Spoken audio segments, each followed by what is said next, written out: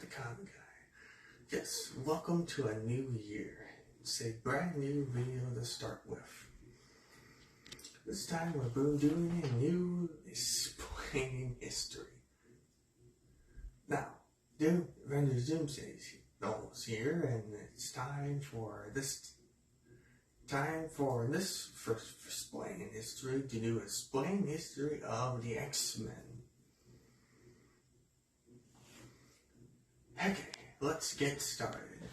So the X-Men, just like always, was created by Stan Lee and Jack Kirby, and first appeared in their very first issue of their own series called The Uncanny X-Men in 1963. Here, the first members of the X-Men would be Cyclops, their leader, Iceman, who unfortunately years later turned out to be homosexual, Beast, who in his original incarnation, you've noticed that he looks a lot different. He doesn't even have the iconic blue fur that he has. Jean Grey, who many of you know will later turn out to become the Phoenix. Charles Xavier, who is on a wheelchair, and also is, the guy who has telekinetic powers, something like this. And Angel, who also is a character who later becomes something else, aka Archangel. Then they first face against their first bad guy, which is not the usual one of the rare times where it's usual for these type of heroes, Magneto. See, when the X-Men comic series continue on, they had more members. They had members like Quicksilver and Scarlet Witch,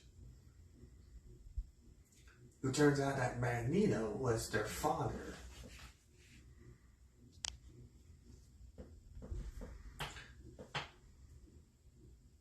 Also later in the decade, many issues in the following decades, they had more members of the team. 70s, they had members such as Colossus, Storm, and Wolverine.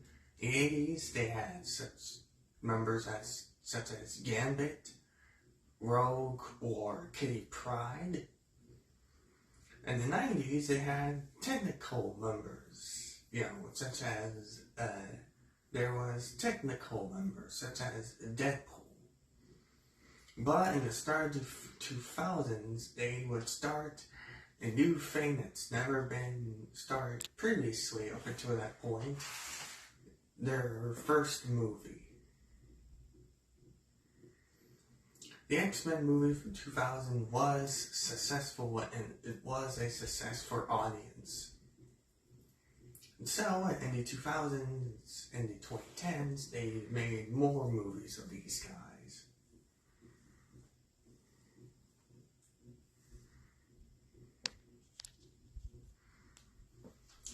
And so, 2003, they had a sequel, and it was pretty more successful. However, in 2006, there was a third movie. And not so surprisingly, it wasn't as successfully made as the first two. Ow! The same guy who directed the first and second wasn't even around to do the third. Do this one. And not so surprisingly, it killed off both Xavier and Cyclops. What? Which is kind of disappointing. Then there came another movie in 2009, X-Men Origins Wolverine, which was also pretty much a entire turd when it comes to quality.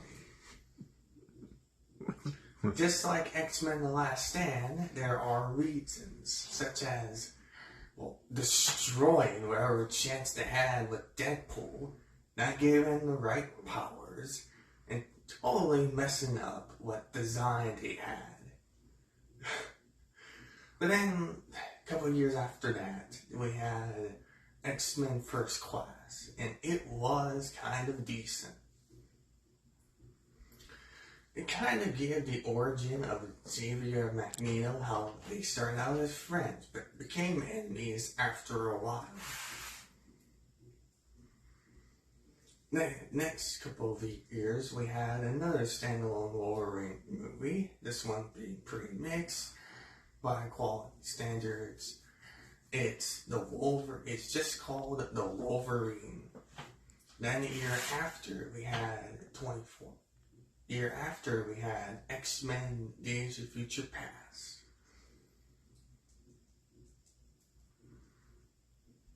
Then, a couple of years after that, we had a couple of other X-Men films. Deadpool and X-Men Apocalypse. Another X-Men movie that's pretty much another one of their movies that's pretty much a stinky turd.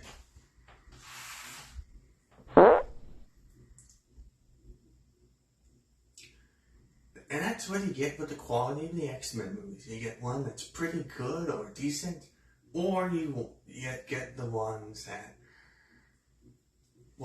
like many reviewers like to say, or entirely garbage quality of films. But luckily, we still had a really great one with the X-Men movies with Logan, and then year following, the second Deadpool film, and then year following another couple more of disappointments and not so well made films with X-Men Dark Phoenix and the New Mutants. The last of the X-Men films before they joined the MCU a few years after with Deadpool and Wolverine.